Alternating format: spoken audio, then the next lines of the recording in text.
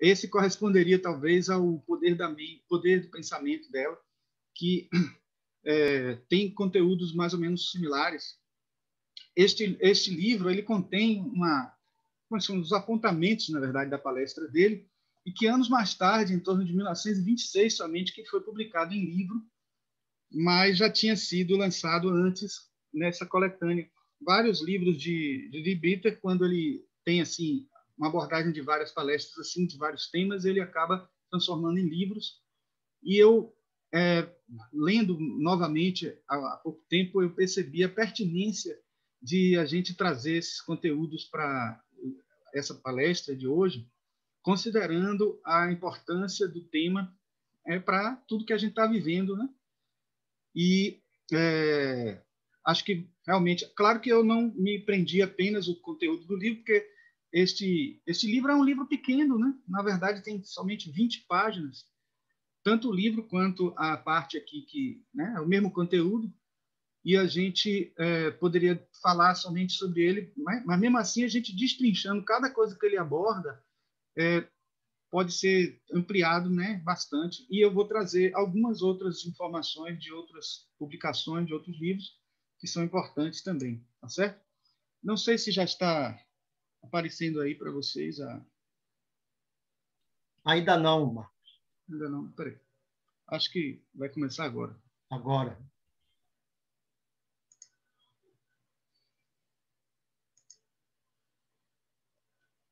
Bom, eu estou aqui acompanhando, né, o desenvolvimento na outra tela do computador que eu deixei aberta. Então, pessoal, eu começo falando um pouquinho, né, brevemente, sobre telepatia em si, porque, apesar de a gente não abordar somente do tema telepatia, mas para que seja entendido o assunto, a gente precisa também falar um pouquinho do que é telepatia. E eu digo a vocês que quem criou esse termo aí foi esse Frederick Myers. Eu tenho até um livro dele, que ele fala sobre telepatia em si, né?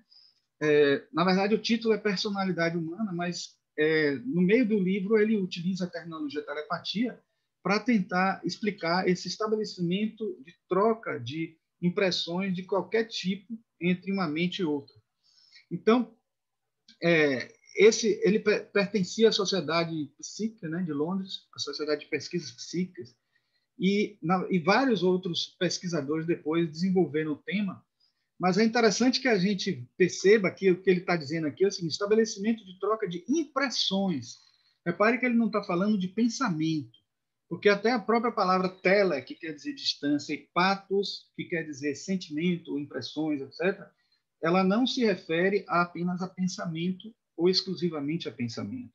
Isso é um ponto fundamental para o entendimento até da origem etimológica da palavra.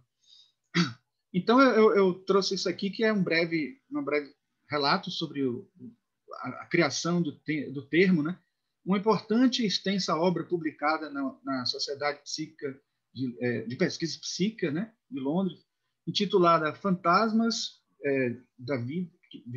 Phantasms of the Living, né, de 1886, escrita por Edmund Gurney e Frederick Myers, com extensa colaboração de Frank Podmore, na qual são analisados 702 casos em que abrangem, nas palavras de Myers, todas as transmissões de pensamento e sentimento de uma pessoa para outra por meios outros que as reconhecidas vias sensoriais. Myers cunhou o termo telepatia para designar tais transmissões. Então, começou com já 702 casos, entre tantos que ele pesquisou, que foram efetivos. A gente sabe que não são todas as pessoas que conseguem um nível de telepatia, né, muito forte, mas a minoria já é suficiente para a gente conseguir confirmar, né, vários casos e ultrapassando as estatísticas, né, como a gente conseguiu depois ter essas informações através de Joseph Banks Heine, que é o pai da parapsicologia, e que conseguiu também, já utilizando o termo telepatia, fazer vários experimentos, né? E outros que a gente vai falar aqui daqui a pouco, outros pesquisadores, né? Bom, eu já disse a vocês que não são só pensamentos, E, aliás, eu diria que até quando os pensamentos são transmitidos, eles não são transmitidos como palavras, eles são transmitidos como energias. A gente vai ver daqui a pouco que tem um autor chamado Walter de Carrington, que foi quem confirmou isso, mas eu posso dizer a vocês que no início se acreditava que existia um transmissor e um receptor da telepatia. Isso se dava porque haviam aqueles que se especializavam, sim, em transmitir e o outro que se especializava mais em receber, mas não que o que recebia com mais facilidade não pudesse também transmitir. Existe um caso famoso que aconteceu na época da Guerra Fria, que um submarino Nautilus, ele foi criado e a comunicação com ele era dificílima, porque na profundidade que ele estava não tinha nenhuma condição de se comunicar pelos meios que existiam na época. E criaram um grupo de telepatas que conseguiam fazer esse tipo de transmissão. E aí, naquele tempo, por não terem ainda um nível de desenvolvimento a pesquisa de telepatia, eles tinham sempre um transmissor e um receptor. Faziam um recrutamento entre os soldados, mas quando isso não acontecia, né, um número suficiente entre eles, porque não tinha uma gama muito grande, eles recorriam às universidades, aos alunos, e depois chamavam para esse tipo de trabalho, que acabava sendo até um trabalho de inteligência, né, um trabalho secreto, e não era divulgado porque muitas pessoas poderiam também tentar os inimigos, né, poderiam tentar a mesma coisa, ou alguns poderiam até rir dessas táticas de guerra, né, por não entenderem. Neste livro, Experiências Psíquicas, Além da Cortina de Ferro, que eu até mostrei na palestra anterior, que eu falei sobre materializações e tal, sobre a ectoplasmia, corpo bioplasmático. Neste livro, que eu considero um dos melhores livros, mais uma vez vou dizer, né, de parapsicologia, que fala justamente nessa época em que nós estamos abordando, que abordamos o Nautilus, a Sheila Ostrander e Lynn Schroeder fizeram uma coletânea de informações de várias pesquisas psíquicas, e uma das que ela pesquisou a fundo também foi a chamada telepatia, mas que chegou-se até a denominar de supertelepatia aquela que acontecia com Wolf Messing, que foi considerado, né, o maior telepata da história, vamos dizer assim. E ele tanta facilidade que ele tinha para esse tipo de telepatia, que ele conseguia não só perceber as impressões do outro, traduzir em pensamentos, conseguia fazer a leitura das emoções, mas ele também conseguia transmitir um pensamento, uma ideia, uma imagem mental, a ponto da pessoa pensar que esse pensamento era dela. Então isso era perigosíssimo, e ele, tão confiante que era da sua habilidade, ele fez um teste com Stalin, né? Stalin, que considerava que sua segurança pessoal era a mais forte que existia na região, ele simplesmente, e na época, ele disse assim: eu vou entrar no seu gabinete, vou passar por toda a segurança e ninguém vai me deter. Ele prometeu isso e cumpriu. Depois que ele entrou lá e ficou, mas como você conseguiu entrar aqui? Não é possível, a gente tem aqui uma segurança fantástica. Eu alertei a minha segurança que alguém iria querer entrar, etc. Ele disse que simplesmente transmitia para todos aqueles que vinham abordar ele que ele era uma pessoa, ele disse até o nome da pessoa, que não me recordo agora, que estava aguardando, que Stalin estava aguardando, que poderia deixar passar, e que já tinha sido avisado que ele poderia passar tranquilamente. E ele conseguiu passar por toda a guarda de Stalin e chegou lá nessa tranquilidade. Então, vocês vejam como a telepatia, essa super telepatia, era algo que poderia fazer a pessoa confundir até com o seu próprio pensamento, principalmente porque as pessoas nem acreditariam se alguém dissesse que foi um pensamento externo que veio à sua cabeça. Muitos até materialistas não tinham esse tipo de pensamento, né, essa tipo de possibilidade como algo capaz de acontecer. Eu tenho aqui também esse livro que eu guardo com carinho, eu consegui ele até comprando na livraria da Federação Espírita, até o Dr. Elzo que me conseguiu esse livro, Telepatia, né, de Walter Carrington. O nome está grafado errado aí, né, que na verdade ele tem um H, né, depois do dado.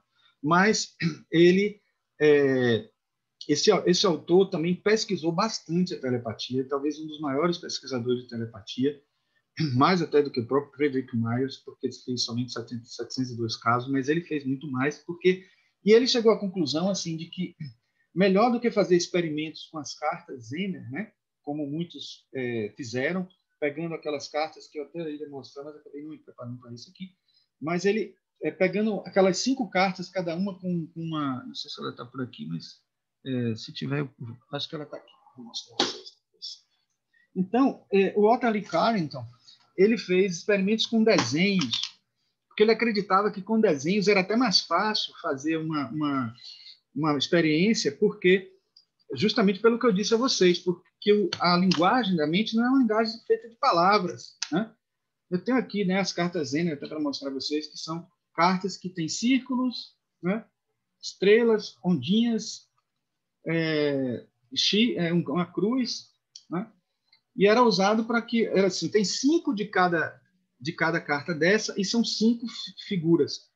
Então a pessoa de um lado de uma barreira começava a tirar essas cartas e a outra do outro lado ia anotando as cartas que poderia porventura estar aparecendo, e ele detectava na mente da pessoa a carta que estava, e digamos assim, as probabilidades de acontecer, de acertar, era de 25%, e havia até pessoas que acertavam 70%, 75%.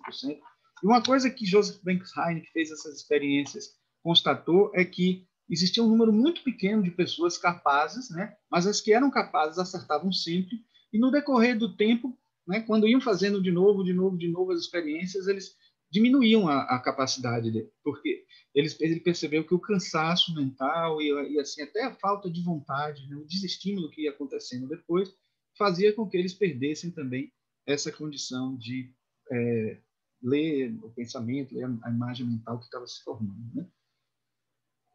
Então, os experimentos de Otto Lee Carrington foram experimentos com desenhos. Ele simplesmente pegava assim, pessoas espalhadas na Holanda, pessoas na Escócia, pessoas nos Estados Unidos. Ele era da Universidade de Duke, né? Também, assim como Heine. E ele fazia experimentos de abrir determinado livro, por um acaso, uma página, ver uma imagem e desenhar essa imagem. E aí pedia que todos esses pesquisados, né, espalhados pelo mundo, desenhassem também, e depois verificava se eles tinham conseguido desenhar. Por que ele pegava um livro aleatoriamente? Para não confundir o experimento com precognição ou com clarividência, etc. Então, de alguma forma, clarividência ainda podia ser confundido, né? Porque naquele momento ele podia estar enxergando a figura e não a mente da pessoa que estava tentando transmitir a ele. Mas existem outros recursos que se fazia também para evitar isso. Mas aleatoriamente buscar alguma coisa. Se fez muito também hoje não, os computadores da época eram menos avançados, né? Mas se criava instrumentos que aleatoriamente produziam a imagem, ou que abriam, tiravam a imagem, e não se sabia nem que figura era, para não ter que a pessoa transmitisse através de telepatia, mas aí se descobria que era clarividência e não telepatia, quando não havia participação de uma pessoa, né? Enfim, muitos deles faziam esse tipo de pesquisa na época para justamente se conseguir pelos órgãos secretos de governo e tudo, né, descobrir quais eram as táticas dos inimigos e como era a base deles e tal, para quando fossem atacar. Então, era utilizado como um recurso de guerra, né? Mas, de certa forma, o fato dele ter feito com desenhos estimulou também outras pessoas a fazerem pesquisas como essa. Então, a gente tem aqui um caso de um casal, né?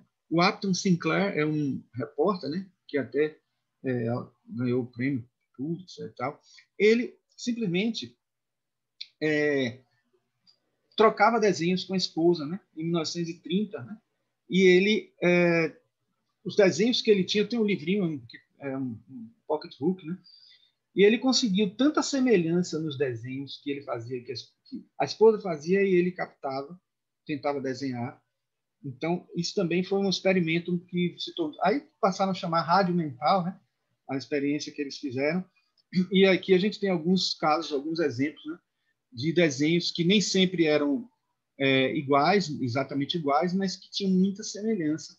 Então, pela quantidade, na verdade, o livro tem mais de 200 páginas, e todas as páginas são mostrando esses desenhos, mostrando as possíveis semelhanças e tal, e a gente percebendo como que isso não poderia ter sido obra de acaso, uma vez que alguém que fosse desenhar do outro lado poderia desenhar qualquer coisa, né? Então, esse também foi um experimento que ficou muito marcado na história como evento telepático, né? A gente até falou sobre ele quando eu falei de formas de pensamento. Estou até preparando uma versão nova de formas de pensamento, porque ela não foi gravada, né, no Zoom. Então, assim, este livro, Para a Psicologia Hoje e Amanhã, de J. Herculano Pires, é um autor espírita, inclusive, ele é até o primeiro livro que serviu de base para a minha primeira palestra. Quer dizer, é o livro que serviu de base para a minha primeira palestra, em 1981, que eu fiz em Candeias, falando sobre exatamente o tema, né, Para a Psicologia Hoje e Amanhã. Eu estudei o livro todo, me encantei por esse livro, e por isso que eu tenho uma afinidade por ele. Foi por onde eu aprendi, né? Ele é muito didático. Hoje tem algumas coisas que eu não concordo tanto com a abordagem de Herculano Pires, mas considero ele assim um pesquisador fantástico, e ele traz numa das passagens porque tem muitos livros de parapsicologia, talvez é um dos assuntos que mais eu tenha lido, mas assim, e várias teorias tentando explicar, mas eu separei só essas duas para que a gente tenha tempo de abordar outras questões, mas eu acho que é importante falar dessas duas, porque justamente aquilo que eu falei nesse instante tem tudo a ver com essas duas teorias, né? Que tentam esclarecer a linguagem da mente, como é que ela se dá, como é que se proporciona. É através de palavras, é através de sons, é através de imagens.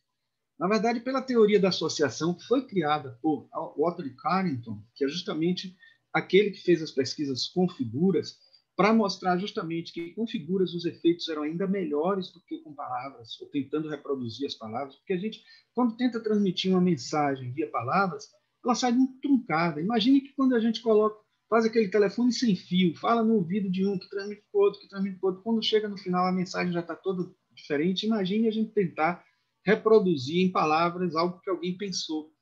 Então, o sentido é compreendido, as impressões são entendidas, mas não o texto com com todos os seus detalhes, né?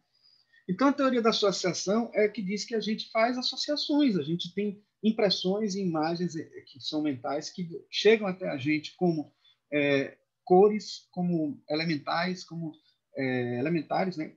Formas energéticas que chegam e impressionam a nossa aura, repetindo de alguma forma, como se a gente estivesse também imaginando aquela mesma coisa. Vocês já devem ter ouvido falar que cientistas já fizeram experimentos com o cérebro, mostrando que uma pessoa, quando olha para uma comida que ela gosta muito, os efeitos sobre o cérebro são o mesmo que ela estivesse vendo uma comida mesmo, de fato. Claro que ainda tem as impressões do odor, que aumenta ainda mais, a estimulação, etc. Mas se a gente imaginar na nossa cabeça que está comendo alguma coisa, o cérebro entende, a depender de como a gente consiga com força imaginar isso, a gente consegue reproduzir no cérebro as mesmas sensações. De certa forma, a associação é um pouco isso, porque se você consegue captar aquela imagem mental que é formada por formas de pensamento mesmo, e também por energias, e também por vibrações, a gente consegue fazer por associação analogias que podem dar 90% certo, 80% certo, mas o sentido, né, a essência acaba sendo captada pela pessoa que tenta captar essa mensagem. A mesma coisa é quando a teoria é da sincronicidade, porque apesar de serem duas teorias diferentes, mas elas são só diferentes porque uma é mais de parapsicologia e a outra é mais de psicologia. Mas, de certa maneira, a sincronicidade é algo mais ou menos parecido com isso, porque muita gente pensa que sincronicidade é sinônimo de coincidência. Mas, se estudar a fundo o que é o sentido da sincronicidade para Jung, né, e Wolfgang Pauli, eles dizem que é exatamente uma conexão perfeita entre o psique e o físico, entre o psíquico e o físico. Então, se você conseguir, de certa forma, conectar algo que está acima do seu, né, superior, que Jung chamava de inconsciente coletivo, chamava de inconsciente pessoal, mas assim, conectar as pessoas através desse inconsciente coletivo, o nome coletivo já quer dizer que todos partilham dele. Então, se você conecta as pessoas por esse inconsciente coletivo, ela pode trazer isso para o físico e o cérebro registrar de alguma forma a informação. Então, é uma via de comunicação, mas, claro, a gente sabe que até nos sonhos, nas visões, Jung fala que essa linguagem que vem do inconsciente coletivo é através de símbolos, então ela não é assim com palavras tão delineadas para que a gente possa ter uma comunicação perfeita, precisa do que está ali, mas o sentido real acaba acontecendo. Essa é a capa original em inglês, né, do livro que eu falei, né, Vislumbres de Ocultismo, né? Então, Some Glimpses of Occultism. Então, e neste livro ele também aborda o mesmerismo, a hipnose e o magnetismo, fazendo até algumas alusões a estes fenômenos que eram muito, digamos, estudados na época, né? E particularmente a relação que estabelecia entre a hipnose e o magnetismo era muito forte. O próprio Freud mesmo estudou muito a hipnose, estudou o mesmerismo, e ele fez parte da Sociedade de Pesquisas Psíquicas. Ele era um pouco cético em relação aos demais, mas ele acabava admitindo, dentro de uma perspectiva mais psicológica, uma série de fenômenos, e sempre explicando pelo nível do inconsciente, né? E ele considerava que a hipnose era algo que poderia ser feito até à distância, e isso você vê acontecer em muitos casos em pessoas que conseguem muito longe realizar hipnoses, né? Eu me lembro que um professor meu que pertencia à maçonaria e tal, ele disse que uma vez na maçonaria, na loja que ele estava, Templo de Isis, se eu não me engano, ele, lá em Laura de Freitas, ele disse que foi lá um palestrante que era hipnólogo, né? E ele fez um teste com todos que estavam fazendo o curso, em torno de 25 pessoas. Dessas 25 pessoas, só 2 pessoas eram capazes de realizar algo mais do que a hipnose, que é o magnetismo. Ele chamou de magnetismo. Talvez tenha até um outro nome mais especializado hoje, mas porque muitos consideram magnetismo menos do que a hipnose. Magnetismo é uma interação magnética e tal, mas ele considerou o magnetismo algo maior, e eu acho até que faz sentido, porque ele dizia que a pessoa, quase todo mundo consegue hipnotizar sabendo a técnica, mas o magnetismo é alguém que consegue, veja bem, gente, até hipnotizar quem não quer ser hipnotizado. Porque a gente sabe, por norma, que para hipnotizar alguém é preciso que a pessoa consinta, né? E realmente, esse é o caminho normal do que a gente chama de hipnose, e quando a hipnose é convencional, dentro daquele caminho que nós conhecemos, né? Mas existem aqueles que têm habilidade, aí já envolve um domínio maior dessas condições do magnetismo humano, e poder interagir com a pessoa a ponto de... Vocês viram que, por exemplo, no caso de Wolf Messing, que eu falei nesse instante, ninguém ali estava esperando ser... Claro que a gente podia até dizer assim, mas são pessoas que estavam à mercê de qualquer coisa que acontecesse, porque eles não tinham que escolher ser ou não ser hipnotizado. Mas na hora que você tem assim, eu vou hipnotizar você, você consente, a pessoa está sabendo e está consentindo. Isso é uma coisa diferente. Mas existem fatos em que até já aconteceram casos de pessoas que suicidaram por uma hipnose por telefone. A pessoa ligava, tinha uma chave criada pela pessoa, pelo hipnotizador, e ela dava essa chave, a palavra, por telefone. Isso já se viu em filme, mas não é um caso só de ficção. Realmente é algo possível, algo que a pessoa consegue, e por telefone ou até à distância, porque a distância já envolve uma habilidade ainda maior, porque é uma habilidade que consegue invadir a mente da pessoa e consegue à distância transmitir essas sensações, essas energias, né? Então, entrando já agora no livro Telepatia e Cura Mental, de Bitter, eu trouxe aqui essa passagem logo do começo, na página 7. Podemos, em circunstâncias favoráveis, estabelecer uma comunicação direta entre 2 corpos mentais, entre 2 corpos astrais ou entre 2 cérebros etéricos. E isso nos dá 3 variedades, faltam essa, né, de telepatia. Então, ele já começa explicando de alguma forma. Antes dele fala também, essa abordagem de telepatia está diferente da minha, porque eu já trouxe algumas informações mais, né, da parte histórica anterior e tudo, mas aqui ele está já dizendo que existem 3 tipos de telepatia, né? Que a gente vai ver aqui. Ó. A telepatia que se dá no nível do corpo etérico, ou duplo etérico. Então, ela vai ter impressões mais, digamos assim, físicas e sensitivas, e impressões mais, vamos dizer assim, corporais, densas e tal. Não tão densas quanto o físico denso, mas também dentro do campo do plano físico, né?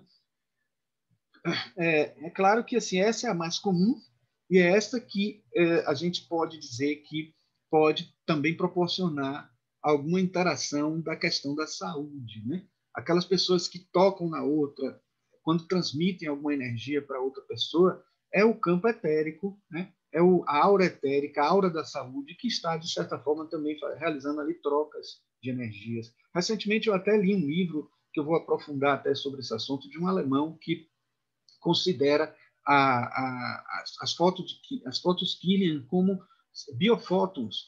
Então, ele tem uma pesquisa bem interessante na Alemanha, pouco divulgada, né? Mas foi até num livro desse autor, né? Joe Dispenza. Ele é até famoso por trabalhar muito com telepatia, ele é físico, e ele fala de que que esse autor que trabalha chamando de biofóton, e é justamente umas partículas que existem em abundância nas pessoas que estão com mais saúde e em escassez quando estão com problemas de saúde. Então, ele está, de certa forma, registrando, detectando através de aparelhos aquilo que a gente já conhece como duplo etérico, e que consegue mostrar na aura etérica a pessoa que está mais saudável, que está menos saudável, e a gente também consegue transmitir impressões. Então, assim, por isso que não esperem numa telepatia etérica se transmitir pensamentos. Isso não vai acontecer. Mas vai se transmitir energias vitais, né? Que como ela é alimentada pelo corpo astral, né? Você pega, é como se você pegasse a sua bateria, alimentando o duplo etérico e transmitindo essa energia para outra pessoa, em vez da pessoa receber essa bateria do corpo astral dela própria. Então, de alguma maneira, o etérico é mais denso, então, de certa maneira, também, ali você está transmitindo algumas impressões do etérico. Ele falou da telepatia astral, que aí já envolve emoções, já envolve certos sentimentos que podem ser mais densos ou mais sutis, né? E aí já outra linguagem, outra matéria que não tão densa, né? Uma matéria astral que vai ser transmitida, né? E de certa maneira também, quando há um desequilíbrio que é do nível astral, emocional, etc., esse tipo de telepatia vai ser mais eficiente, porque a telepatia etérica serve mais quando são problemas de saúde, né? Problemas físicos mesmo. Na astral já é problemas emocionais e que você precisa levantar a moral da pessoa, literalmente levantar o astral da pessoa, né? Mas isso é importante que a gente perceba essa distinção, né? Na telepatia mental, sim, você pode dizer que se aproxima muito mais a uma leitura de pensamento, né? E que aí você vai ter uma conexão maior entre os corpos mentais das pessoas. Não, em alguns casos que a pessoa não tem um domínio muito grande para fazer essa emissão e recepção, não existe já um exercício constante disso para que esta conexão aconteça. Isso pode até acontecer a nível físico, que ele fala para a gente que as auras das pessoas, muitas vezes, elas se movimentam no sentido de encontrar uma com a outra. Se elas se superpõem naturalmente, já vai haver, sim, um contato. Quantas pessoas não já percebem de antemão, quando encontram alguém, se vai gostar dela ou não, se tem a ver com ela ou não, porque é um encontro de aura que está acontecendo. Mas, muitas vezes, quando estão à distância, essa aura também vai se mobilizar no sentido de conseguir fazer uma interação entre as pessoas. E isso pode ser exercitado cada vez mais, e quando a gente transmite algo mentalmente para alguém, querendo que a pessoa... né, aquele velho caso que até muitos autores que trabalham em telepatia falam, você pensa numa pessoa, ela lhe telefona. Nada mais é do que emissões de partículas mentais, matéria do corpo mental, que chega até a pessoa e faz conexão com você. Isso é muito importante. Eu me lembro de uma pessoa que eu convivi durante muito tempo num grupo de espírito que eu participei, que ele conseguia ler a aura da gente. Ele dizia que quando eu desenhava, né, que eu gosto muito de desenhar, ele observou um dia eu desenhando e ele disse que ele via a coloração amarela se concentrando toda na minha mão. No momento, é como se minha mão pensasse, como se a minha mão fosse o cérebro. Aí ele me alertou para uma coisa curiosa. Ele disse assim, não esqueça da sua mão esquerda, porque ela fica ali adormecida, coitada. Ela fica até com ciúme, provavelmente, né? brincadeira. Mas, assim, ela perde um pouco de energia. Então, de certa maneira, é interessante a gente se conhecer nesse sentido. Mas é interessante ver que existe isso, né? A gente ter uma concentração maior de matéria numa parte do que em outra, matéria astral, né? Matéria mental, matéria etérica, por conta da atividade dentro desses níveis que a gente está abordando, né? Bom, quando a gente fala de... Na verdade, era até para não aparecer isso agora, isso ia aparecer por cima depois, mas tudo bem. A abordagem de Freud e Jung, né, sobre telepatia envolvia um fenômeno que eles consideram, né, muito pertinente, associado à psicanálise, né, e que aqui a gente vê nesse livro que eu tenho também, né, o nome dele é até interessante, que é Nestlé, Vicenzo de Nestlé. Esse livro é muito bom mesmo. Encontrei ele em espanhol, não tem em português. E ele fala justamente que tanto Jung como Freud, eles utilizavam o conceito de telepatia quando eles falavam de transferência. Diziam que você vai cuidar de um paciente e você vai acabar absorvendo muitas coisas daquele paciente. E, às vezes, isso é o processo de cura psicológica, porque muitos pensam que aquela interação entre paciente e terapeuta é somente no nível do intelecto, no nível do mental, de falas, de alterações que vão acontecendo dentro do paciente, enquanto o psicólogo ou o analista está ali só falando. No fundo, está fazendo até um marketing, né, em psicanálise. Mas, no fundo, o que acontece também é uma interação de energia, uma interação de uma dessas três modalidades que a gente falou, dependendo de qual seja a mais necessária. E com certeza, num momento desse, vão ter mentores espirituais, vão ter figuras dévicas ou angélicas, como queira a crença de vocês admitir, que vão estar ajudando também a acontecer esse tipo de troca de energias. E de um lado para o outro, como do outro também, porque se você sabe que existe uma transferência, existe a contra-transferência, né? Muitas vezes até o psicólogo até enxerga no paciente aquilo que é dele, ou até transmite alguma energia como se fosse um passe, mesmo sem estar percebendo isso. Mas essas trocas são importantes, e é por isso que se diz que é importante que o terapeuta também faça terapia, para ele poder dispersar, dissipar também algumas delas que ele absorve do seu paciente.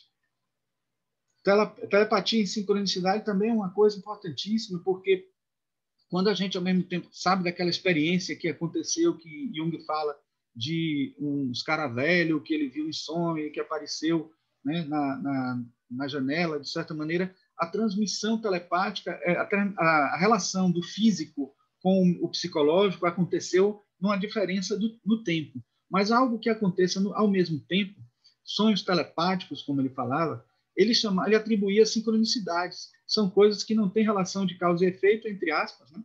Porque esse tipo de causa e efeito não é uma causa e efeito que acontece só no plano físico, é algo que tem interação com o inconsciente pessoal e coletivo, e elas se conectam lá em cima, nesse nível, né, mais sutil, e acaba tendo interatividade no físico. Então, é por isso que Jung costumava sempre dizer que a sincronicidade é uma interação do psíquico com o físico, porque essas causas, elas não são físicas, elas são causas...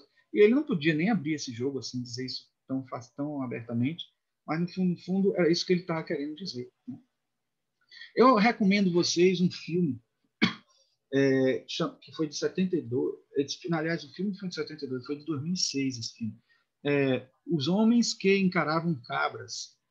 Este filme é inspirado num livro que, por sua vez, foi inspirado na história desses dois, Russell Targ e Harold Puthoff, que fundaram o chamado Stanford Research Institute em 1972.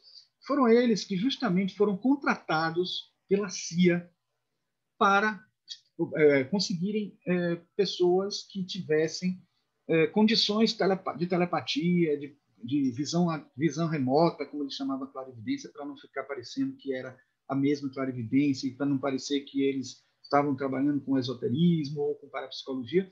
Eles estavam criando uma ciência nova, que no fundo era a mesma, mas ele usando métodos, vamos dizer assim, da ciência, né, acadêmica.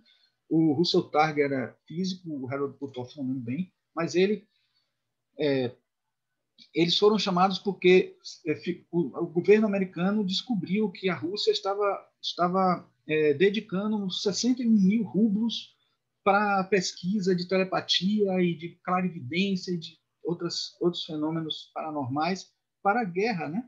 Então, eles também fizeram esse experimento, recrutaram vários estudantes e botaram eles para dentro de escaninhos, assim, tinham vários desenhos lá dentro, e eles começavam a desenhar, dizendo assim, nesse escaninho 32, que desenho tem? Mandaram todo mundo desenhar. Aí nesse 26, qual desenho que tem? Mandaram desenhar. E aí eles viam os acertos, os graus de acertos deles, e iam selecionando, separando, até que criou um grupo de pessoas sensitivas que passavam a fazer investigações para a guerra, né? Então, é interessante que a gente saiba que existiu isso, né? E aí eu estou trazendo justamente as informações mais atuais sobre a questão, né? E aí eu trago esse livro que eu também falei na aula passada, porque ele também abrange todas as habilidades existentes, né, na ficção, especialmente as habilidades existentes na ficção dos filmes. Este livro aqui ele pegou justamente para atrair mais o público e tornar a física mais popular. Ele tem inclusive uma série de TV sobre isso. Cada episódio um caso assim de viagem no tempo, teletransporte, laser, essas coisas que são usadas nos filmes. Ele tentando explicar pela física. E uma das coisas que ele diz que acontece muito nos filmes de ficção é telepatia, né? E ele tentou explicar dizendo que nós não temos uma capacidade cerebral para conseguir transmitir como um rádio, como amperagens e não sei o que mais. Ele fez toda uma explicação, mas depois ele começou a falar também que existe o chamado emaranhamento quântico e as conexões que podem acontecer por outras vias, e aí acabou mostrando que, por exemplo, se, por exemplo, essa teoria estiver correta, né, de que existe uma força, uma quinta força, além da gravidade, eletromagnetismo, força nuclear fraca e força nuclear forte, a quinta força, que seja a força psi, que eu até falei na palestra passada, que o William Crookes foi quem pela primeira vez falou dessa força. Essa força ela está fora dos catálogos dos cientistas porque eles não pesquisaram.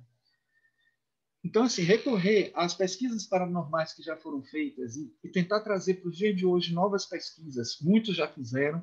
O problema é que os cientistas mais ortodoxos, mais acadêmicos e mais incrédulos, nihilistas, eles não vão querer nem pesquisar sobre esses assuntos.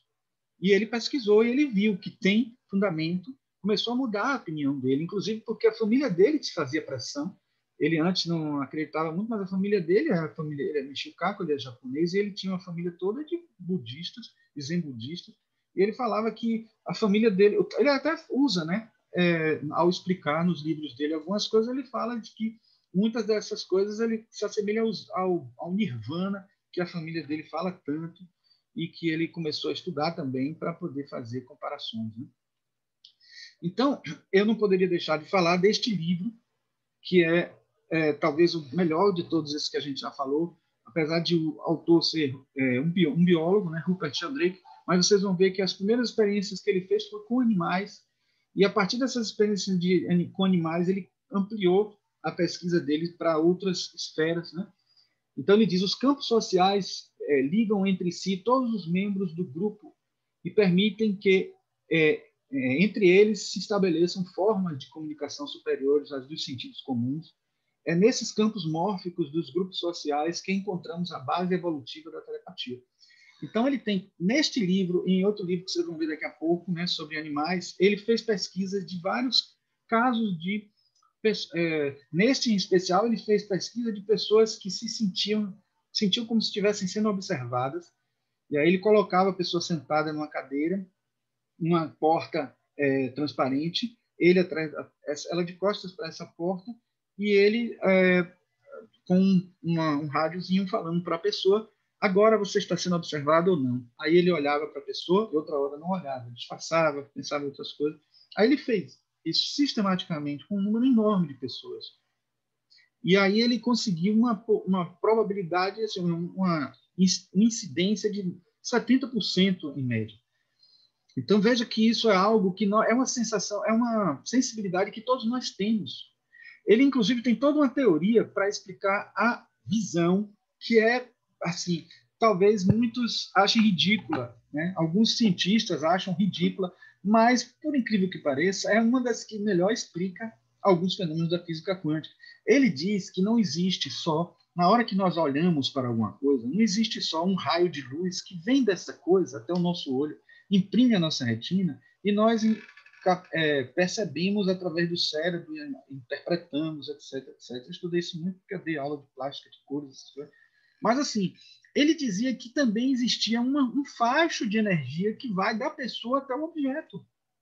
E veja como isso tem todo um sentido quando a gente vê a abordagem, quando a gente retoma a abordagem de Leadbeater, né? Da existência de campos que vão interagir com a pessoa, com o objeto ou com outra pessoa quando a gente olha para aquela coisa. Então é importante a gente parar para pensar isso, porque esses campos eles se transformam, e esses campos mórficos ele estudou bastante, né? Ele aplicou em muitas coisas. Agora ele está até num livro que saiu recentemente, né, das práticas integrativas, né, nas práticas espirituais, ele está mostrando como isso acontece nos mantras, nas músicas, nos rituais, nos eventos religiosos, e na meditação, né? Como esses campos são efetivos, como eles funcionam e como esses fenômenos que acontecem nas práticas espirituais confirmam ainda mais as teorias dele sobre os campos mórficos. Então ele diz, através dos campos de percepção, a mente sai do corpo e toca nos objetos para os quais dirigimos nosso olhar. Assim, é de se esperar que o ser humano seja capaz de afetar as coisas por simplesmente olhá-las. Então veja que aqui não está nem falando que é uma telepatia, que você tem que se concentrar, que você tem só o olhar. E a física quântica diz isso, que no nível etérico, porque as partículas etéricas são as partículas quânticas, né? Tem os seus campos, que eu falei até isso na aula passada e tudo, mas ali a gente está atuando no nível etérico. Olhar para uma coisa pode ser transmitir os biofótons, né, que eu falei nesse instante, transmitir a matéria etérica de qualquer um dos 4 níveis que a gente conhece na teosofia, emitindo mesmo e fazendo com que os experimentos se transformem, porque a gente sabe que o observador ele interfere nos fenômenos. Isso aí já é, até os físicos mesmo não tem como onde correr, eles não têm nem como negar isso, porque os fenômenos mostram isso, né, acontecer. Ele tem também esse outro livro que eu acho muito interessante, muito rico, que é justamente o livro que ele fala que os indícios mais contundentes da telepatia entre os seres humanos e os animais vêm do estudo com cachorros que sabem quando seus donos estão chegando em casa. Coletei mais de 580 relatos sobre estes casos. Alguns esperam à porta ou à janela 10 ou mais minutos antes de seus donos retornarem do trabalho, da escola, das compras ou de qualquer outro local. E ele ainda fala de casos, eu vou falar só de um que ele disse interessantíssimo, porque aí tem a ver muito mais com telepatia, porque ele falava que tinha um cãozinho que quando o casal, dono dele resolvia sair com ele para passear, ele já ficava agitado, mas ele não tinha um horário regular. Tal horário, era horário de sair, ele já ficava agitado por conta, porque podia, assim, considerar o ciclo circadiano dele, né, considerando que ele também tem glândula pineal, mas, assim, não era isso, porque eles decidiam assim, esporadicamente, vamos sair com fulaninho, né, o cachorrinho, naquele momento, e quando eles pensavam em sair, ele já se agitava e se aproximava do casal. E eles aí começaram a fazer isso constantemente. Esse casal foi até o Pat Sheldrake por saber dele, da experiência dele. Então, nem saiu nesse livro Cães Sabem Quando Seus Donos Estão Chegando. Saiu no livro Experiências de estar sendo observado. Então, saiu nesse outro livro porque as pessoas, quando viram esse livro, procuraram o Pat Sheldrake para contar essa história, que é uma história genial, realmente de possibilidades telepáticas que o animal tinha em relação ao momento de sair.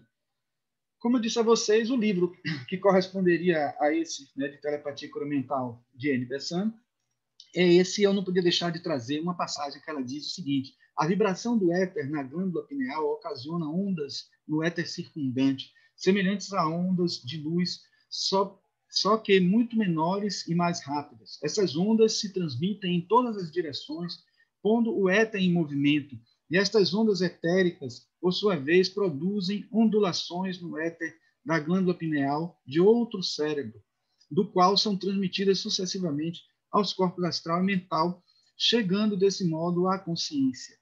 Se esta segunda glândula pineal não pode reproduzir tais ondulações, então o pensamento passará despercebido, sem fazer impressão, do mesmo modo que as ondas da luz não impressionam o olho de uma pessoa cega. Ou então, quando você tem ondas de rádio e não tem um rádio para captar, obviamente que você não vai captar aquilo que está ali circundante, mas, de certa forma, existe na telepatia mental aquela transmissão de ondas mentais, né, que vão estar ali por partículas etéricas mentais, né, chegam lá, mas muitas vezes a pessoa não detecta. Então, por isso que é preciso ter uma pessoa sensitiva com outra pessoa mais ou menos sensitiva. E é por isso que, em alguns casos, todas as experiências de telepatia mostraram que quanto mais afinidade a pessoa tem com a outra no experimento, melhor é o fenômeno de telepatia. Isso a gente vai ver aqui, por exemplo, nesse outro experimento que a gente fala na analogia de 5 relógios de parede, do livro A Espreita do Pêndulo Cósmico, né? Que Itzhak Bentov ele fala de, por exemplo, se você tiver 5 relógios de parede, né, com esse pêndulo, né, batendo para um lado e para o outro, e eles estiverem todos defasados uns dos outros, cada um batendo para um lado em determinado momento. Quando eles, depois de 2 horas, todos eles passam a ter a mesma fase, né? Todos começam a bater da mesma forma, né? Porque com o passar do tempo eles vão entrando em sintonia. Essa sintonia é fundamental para que eles respondam da mesma forma às energias, né? E aí o que eles dizem ainda é o seguinte, que se eles já entraram nessa sincronia, né?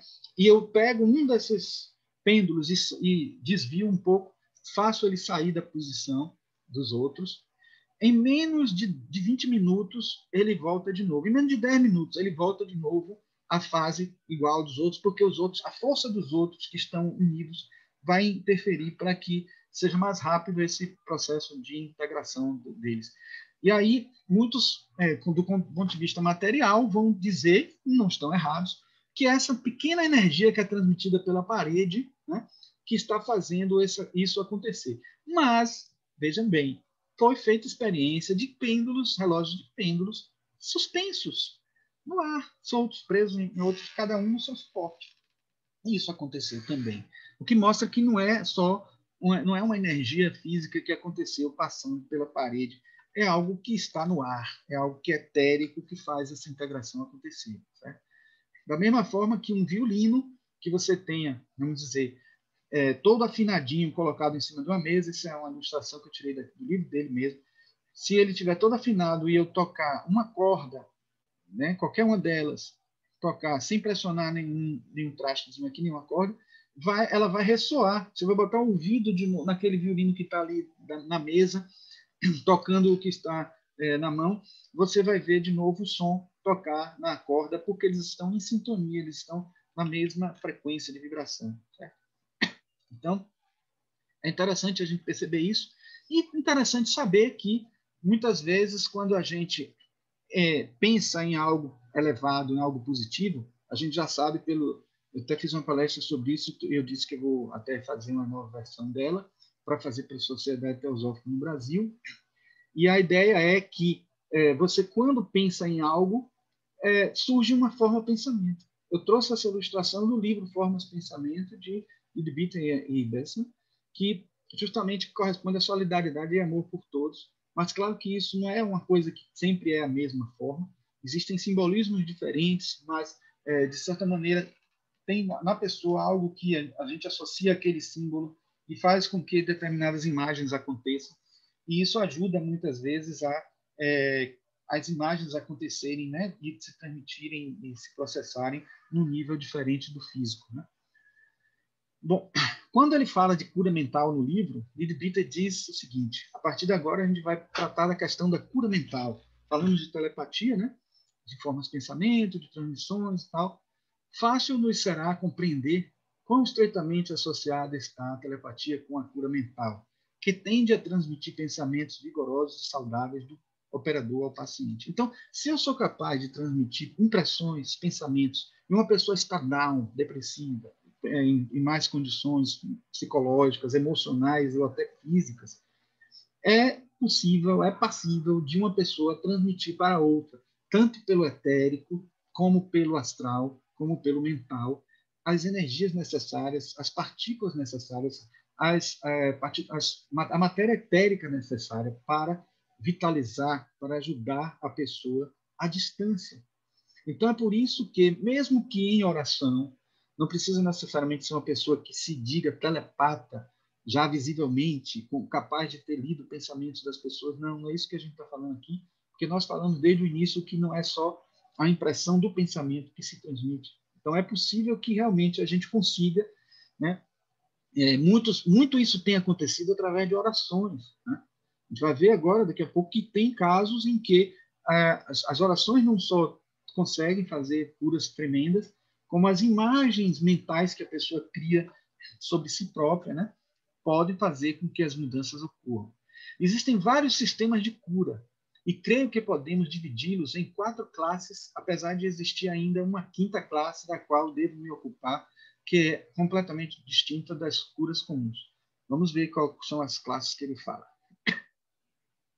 Bom, a primeira delas é transmissão de pensamento que promove a eliminação. Eu diria que esse termo eliminação, depois quando eu fui ver no original, está mais no sentido de neutralização da doença, né, pela própria mente do paciente.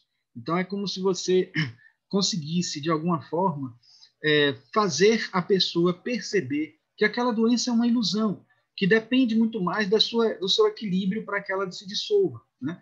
Então, transmitir pensamentos que promovem esse tipo de realidade é uma das técnicas, e você tentar, mesmo que seja com palavras, pedindo a seu anjo da guarda, ou sua entidade espiritual elevada, ou seu eu superior, dependendo do que você prefira no momento, você transmitir esse tipo de realidade para alguém que precise de sua ajuda, né? A transmissão de vibrações que visam o restabelecimento da harmonia do paciente. Repare que vocês podem pensar assim, eu mesmo já pensei muitas vezes isso. Será possível que precisa que eu faça uma oração para Deus saber que determinada pessoa precisa de energia? Bom, a gente pode dizer assim, Deus, na verdade, está ocupado com outras coisas, e que Deus é esse, que não é onipresente, onipotente. Na verdade, sempre tem aquela coisa de faça a sua parte que eu te ajudarei, e as pessoas não colaboram. E às vezes a energia que elas possuem naquele momento não é suficiente para que se consiga o restabelecimento. Por isso que as pessoas ainda morrem, porque a gente poderia dizer assim, e Deus, onde que está nessa história? As pessoas desacreditam em Deus. E o karma da pessoa? Bom, tudo isso a gente vai levar em conta assim. Se eu estou à distância e posso doar energia, né, essa energia só vai ser doada se eu consentir. Se eu, nesse momento, disser assim, eu quero que essa energia chegue à pessoa. E se eu fizer isso por mim mesmo, porque exercitei, porque treinei essa capacidade de transmitir vibrações para a pessoa, eu vou fazer isso cada vez com mais facilidade. E se fizer com sinceridade, se fizer com consistência e com insistência, vai ser muito mais efetivo. Então, esse é um outro caminho, é outra forma, né, de transmissão que pode acontecer. Transmissão de imagens que atuam especificamente sobre a área do organismo que precisam de energia vital para se recuperar. Repare que essa daí já é mais para o nível do mental, né? São formas de pensamento que são transmitidas para a pessoa. Formas de pensamento positivas. Elas servem tanto para o outro quanto para si mesmo. Eu estou com um problema de saúde, eu mentalizo o meu órgão numa condição melhor do que aquela que ele está. Eu vou ter ali um molde que vai estar ajudando energeticamente. Quanto mais habilmente eu tiver a visão, por isso que é interessante. Eu costumo falar que na área de arquitetura, o meu cliente, ele tem que ser, o usuário, tem que ser mais arquiteto do que ele já era antes. Ele tem que entender mais de arquitetura, porque na hora de optar entre 20 portas, ele vai saber que existem 20 portas e não 2 que estão no repertório dele. Então, de alguma forma, saber um pouco mais de arquitetura, ele vai conseguir participar mais e não vai ser surpresa. Ele não vai chegar assim, eu não estava entendendo o que era isso. A mesma coisa acontece com nós pacientes. Nós temos que entender um pouco mais da anatomia, da fisiologia, etc., para que a gente possa interferir mais diretamente com o nosso pensamento. Até por isso que é importante aqueles médicos que explicam detalhadamente, né, a ponto de a gente visualizar o problema que a gente tem, a gente entender o problema que a gente tem, já faz com que a gente participe mentalmente do processo. Então, a visualização das imagens do que está acontecendo é fundamental para que... Eu me lembro que uma vez eu encontrei Ruth Brasil no Salão na Panela e eu falei que eu estava estudando Mindfulness. Ela me disse que ela usava Mindfulness para curar quando tinha assim, algum problema. Ela disse que tinha um problema na mão que estava acontecendo, se eu não me engano, que estava com um furúnculo ou alguma coisa acontecendo na mão, e ela ficou meditando tanto sobre aquele... Todo dia ela meditava já com a mão em cima e mentalizando, desaparecendo aquela verruga, aquela coisa. E com o tempo ela foi e muito mais rapidamente. Aí o médico depois ficou espantado, disse para ela que foi muito rápido o processo de eliminação daquela coisa que estava na pele. Então, é interessante que a gente faça essas experiências conosco mesmo, para que a gente possa ter mais convicção, mais confiança, e porque quanto mais confiança a gente tem, mais efetivo é o resultado. Na verdade, tem aqui uma frase que tem a ver com essa terceira transmissão de Leadbeater, que ele diz: alguns operadores se esforçam para dirigirem sua corrente mental a determinada parte do corpo com pouca vitalidade. Então, quando você faz isso, direciona sua mente bem especificamente para o problema que a pessoa tem, é mais efetivo ainda. Por isso que é interessante, às vezes pode parecer curiosidade, né? Mas é interessante a gente saber o que aconteceu com a pessoa, porque a gente pode mentalizar de uma maneira mais direta. A imaginação à distância dos órgãos debilitados já em estado são. Então, isso aí já é um avanço dessa que a gente está falando, porque, por enquanto, antes aqui as imagens específicas sobre uma área específica, tá? Uma área detalhada do corpo. Aqui você já tem uma imagem, eu até adiantei um pouco, né? O que é da quarta, quando eu falei da terceira. Mas, no fundo, aqui é já a imagem, né? Você já vendo o órgão no estado são e você conseguindo enxergar ele já em condições melhores, né? No outro já é a energia vital necessária para recuperar. Eu acabei antecipando. Então, e aí Leadbeater diz: a ideia aqui é que a força do pensamento moldará a matéria etérica e ajudará a natureza a construir novos tecidos muito mais rapidamente do que seria possível sem ajuda. Então veja que ele está falando aqui das quatro, ele fala também de uma quinta que ele deixa para o final, eu também deixei para o final, né?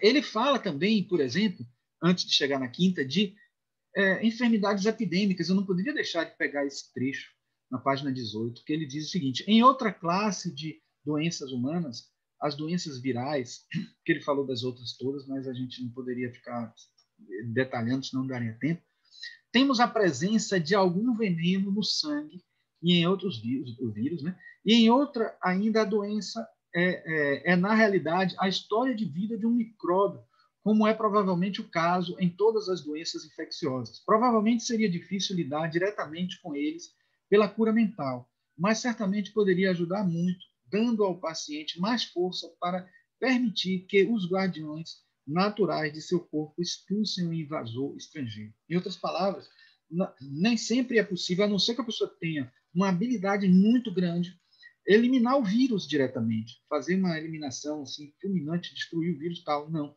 Mas é possível conseguir recuperar o organismo da pessoa de tal forma que ela tenha imunidade maior e essa imunidade consiga expulsar aquele vírus do organismo. Então, é a determinação que a gente tem no momento em que vibrar por alguém que estiver passando por coisas desse tipo. Né? Então, com isso a gente consegue. Então, muitas vezes os médicos fazem isso, eles vibram, têm essa energia, né? E grupos que se juntam para fazer oração, o efeito é ainda mais efetivo, né? O resultado é ainda mais efetivo. Então, é interessante que a gente leve em conta tudo isso na hora de analisar. E aí eu não podia deixar de trazer este livro de Gerald Epstein, um médico, que ele fez várias experiências com seus pacientes, pedindo para eles visualizarem, né, em estado são, mostrando aquela quarta forma de transmissão do pensamento. Né? Veja como sua doença se parece e desenhe.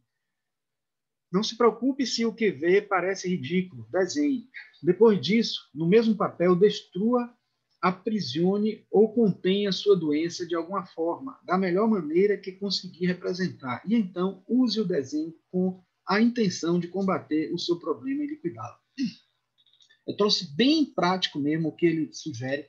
Ele fala em vários momentos de mostrar para o paciente como é o órgão, como o órgão está e como ele poderia ficar melhor, né, para que a pessoa utilize imagens mentais para melhorar o órgão, mas ele também utiliza imagens, ele passou a utilizar também imagens, como, por exemplo, mandalas ou imagens belíssimas que ajudavam a pessoa a, numa mentalização, atingir um estado melhor que conseguisse facilitar o processo de cura, né?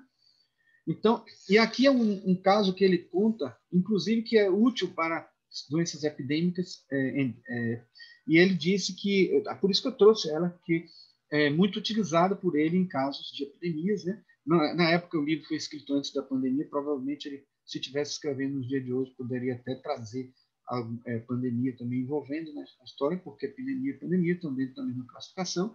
A gente considera que esse processo de você desenhar a doença já é uma mobilização. Não adianta você dizer, vou pegar uma foto da doença como é e um órgão curado. Não, isso aí não, porque ele está vindo de fora para dentro. Mesmo que não saiba desenhar, o desenho é de você para você mesmo, né? É algo que mais ou menos a gente fala na arquitetura. O croquis, quem tem que entender é você, na hora que você está estudando, elaborando, e aí vocês vão representar e usar aquilo como um caminho de cura, e é muito efetivo.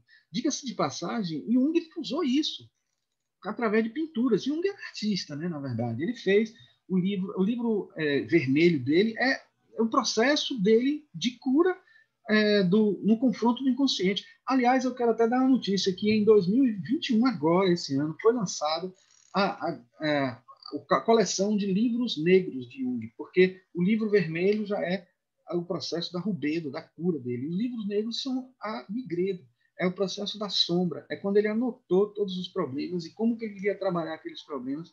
O livro está muito caro, mais de R$1.000, 1.400, se eu não me engano, pela Amazon. Por enquanto está muito caro, né? Quem sabe, eu não sei também se vai ter depois mais barato, mas assim, isso vai revolucionar, como revolucionou o livro vermelho, os psicoterapeutas, né?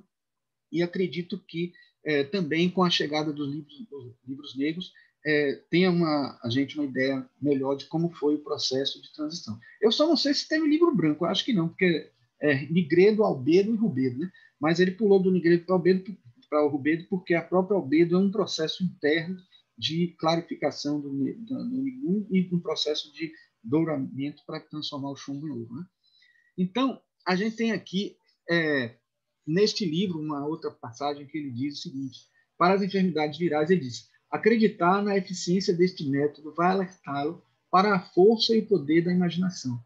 Recapitulando, o sistema funciona para externar o que é interno, ou seja, você colocar para fora sua ideia sobre o que você quer, o seu objetivo, né? Remodelar o que foi externado, ou seja, transformar, mudar, transmutar, né? Uma coisa é você tomar consciência, outra coisa é você agir para que aquilo seja transformado. Um pouco o que acontece até com psicoterapia, né? E usar o exterior para lembrar o interior de seu objetivo. Está sempre ali, com a mente ativa, atuante. Então, repare que isso aí é como se fosse a telepatia mental sobre nós mesmos, algo que a gente até falou antes de começar a palestra, né? Que ela é efetiva. Então, fazer com que a gente restabeleça nosso equilíbrio, restabeleça a nossa unidade com o divino, né? Aí eu trouxe aqui algumas ilustrações para mostrar que isso é mais ou menos o que aconteceria. Você conseguir energeticamente promover mais imunidade, mais defesa, usando os seus corpos etéricos, que são mais gigantes do que o físico, muito mais, né? E fazer com que essas energias possam atuar, né, também em nossa defesa, né? Mais uma passagem do livro de Telepatia e Cura Mental diz o seguinte: os curadores mentais estão muito certos em sua afirmação de que muitas enfermidades procedem da falta de harmonia, e é principalmente da falta de harmonia entre as partículas etéricas e físicas em alguma parte do corpo, mais frequentemente no cérebro. Devemos lembrar que existe uma conexão muito próxima entre o corpo mental, o corpo astral e o duplo etérico do homem, de modo que está dentro dos limites da possibilidade de influenciar um deles por meio dos outros. Então, a gente sabe que se a gente tem a nossa consciência só voltada para o físico, dificilmente a gente vai conseguir atuar sobre o físico, um problema físico. Então, a gente tem que, em muitos momentos, até em momentos pequenos, porque não é sempre, a gente não consegue ficar o tempo inteiro sintonizado com o astral, o tempo inteiro sintonizado com o mental, mas ter momentos para que a gente saia desse domínio do físico, para que a gente possa reequilibrar as energias no astral, reequilibrar as energias no mental, e este reequilíbrio possa acontecer de cima para baixo, né? Ainda que a gente saiba que não conseguimos, com toda plenitude, atuar sobre o búdico, né? Porque se conseguirmos, aí ainda é melhor, porque buscar essa consciência búdica ainda vai fazer com que esse equilíbrio seja ainda mais rápido e mais efetivo. Então, aqui nós temos, só para ilustrar, por exemplo, uma pessoa que está com problema de saúde, você imaginar que ela está bem, né? Ter uma imagem mental e transmitir, você vê qual é o corpo mental dele aqui, esfumaçado, aqui, tentando transmitir para a pessoa de alguma forma. Então, de certa maneira, isso reúne tanto a teoria de Rupert Sheldrake como aquelas ideias que Advaita já falava desde lá no início do século XX, né, nos livros que ele falava, que ele escrevia nas palestras, né, que realmente existe essa transmissão, esse processo, né? E nos eventos que os familiares, né, estão, né, precisando ajudar o outro em oração e tocando, isso ainda é mais forte porque vimos que a sintonia, né, no exemplo dos relógios, no exemplo do violino, a sintonia entre as pessoas ajuda que essa transmissão se dê mais facilmente, né? Mas isso não quer dizer que alguém desconhecido não possa também transmitir, ajudar e doar, né, a pessoa. Principalmente se a pessoa exercita muito essa empatia e exercita muito essa habilidade de transmitir para os outros a energia que ele tem excedente. Este livro, que foi comentado aqui também antes da palestra, que nosso irmão Joilson está estudando, Telepatia e o Veículo Etérico, né, de Alice Bailey. Nele, ela lembra uma passagem bem interessante. Ela repete muita coisa de Advaita, né, desse livro, terapia, cura, telepatia e cura mental, mas ela diz assim: existe um verdadeiro ensinamento ocultista na afirmação do Novo Testamento que diz que a sombra de Pedro curava ao passar. Veja que isso aí é algo que claramente está dando a entender que existe uma aura ali, né? Não é a sombra em si, né? Na verdade, se quiser analisar do ponto de vista junguiano, poderia até pensar essa sombra como algo que pode fazer com que a pessoa enxergue também os seus defeitos, mas numa visão mais esotérica, de doutrina secreta, a gente vai entender que isso aí nada mais é do que a aura de Paulo, que está exercendo a sua função de transmissão de energia e de terapêutica, né, importantíssima, né, no sentido de ele conseguir. E quanto mais a pessoa se desenvolve num processo de purificação mental e espiritual, ela vai conseguir uma aura maior, vai conseguir um efeito melhor nesses seus resultados. E voltando para aquela quinta forma de terapêutica que ele deixou para o final, e eu também, no livro Telepatia, né, e Cura Mental, o Advaita diz uma forma superior de cura. Existe outro método conectado com o grande princípio de cura na natureza, com uma poderosa força vital de algum nível muito superior, que sob certas circunstâncias e por um tempo limitado pode ser lançada sobre um homem sem nem sequer se dar conta dela. Então, ele está falando de uma forma de cura que vem de uma energia sutil, superior, né? E aí você diz assim, claro que na maioria dos casos ela se dá por merecimento e não precisa nem do intercurso de uma pessoa que peça por essa energia, né?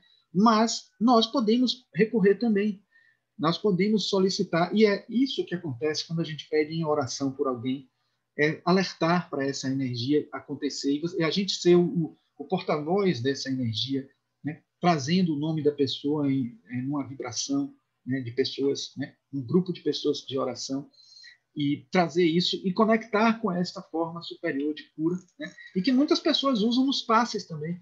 Parece não haver limite para o poder empregado por esta força e nenhuma doença que não possa ser curada por ela.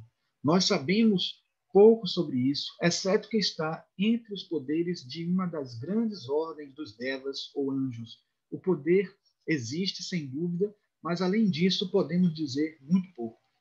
Então, a gente sabe que ele pode estar se referindo, inclusive, à hierarquia angélica de Arcanjo Miguel, né, liderado por Arcanjo Miguel, que atua nesse processo de cura, né? Mas também a gente tem que entender aí que ele está se referindo àqueles poderes de conexão que nós temos, porque nós podemos conectar diretamente para a nossa cura, para a cura de outras pessoas, né? E ele, em determinado momento, a gente não pôde trazer tudo que o livro traz, né? Apesar de serem só 20 páginas, mas tem muito conteúdo.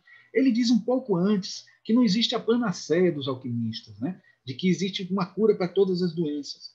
Porque ele até falou que aquelas 4 formas, e essa quinta agora, são formas diferentes para diferentes doenças, doenças que vêm do etérico, doenças que são a maior parte, né, que vêm do astral, aliás, do etérico mais, mas depois do astral e depois do mental.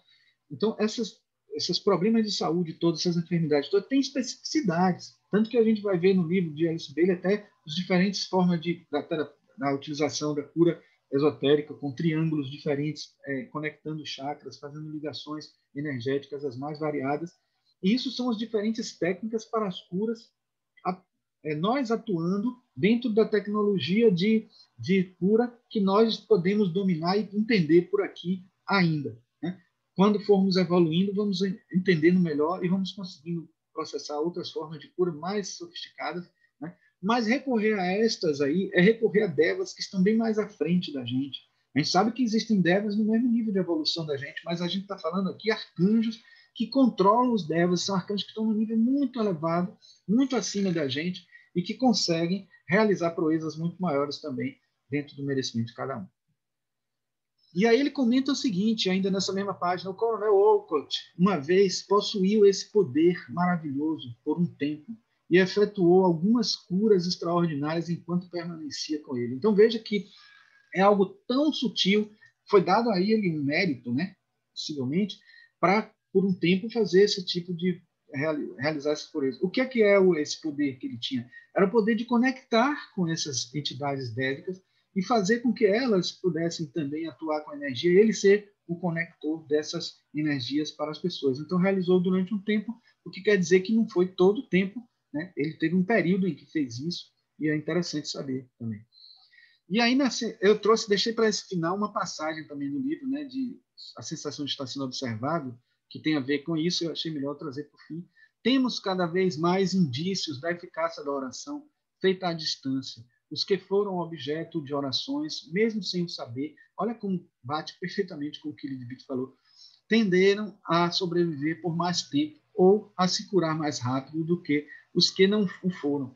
Porém, os efeitos curativos da oração podem envolver um fator que vai muito além da psicocinese ou mesmo da sugestão hipnótica por telepatia. Parece até que ele leu o livro de Lidbita, porque ele está dizendo que existe algo que é acima disso aí, né? É superior ainda. É um campo que não é só um campo mórfico humano e mental, etc., mas um campo superior. Né? E aí eu encerro com uma frase do Dhammapada que foi citada pelo próprio Lidbita também no livro, então eu não podia deixar de citar ela. O que pensamos hoje é o que seremos amanhã. Nossa vida é uma criação da nossa mente. Então, gente, era isso que nós tínhamos por enquanto para abordar. E aí eu deixo em aberto para algum tipo de troca que a gente possa fazer. Espero que tenha servido para vocês para alguma coisa.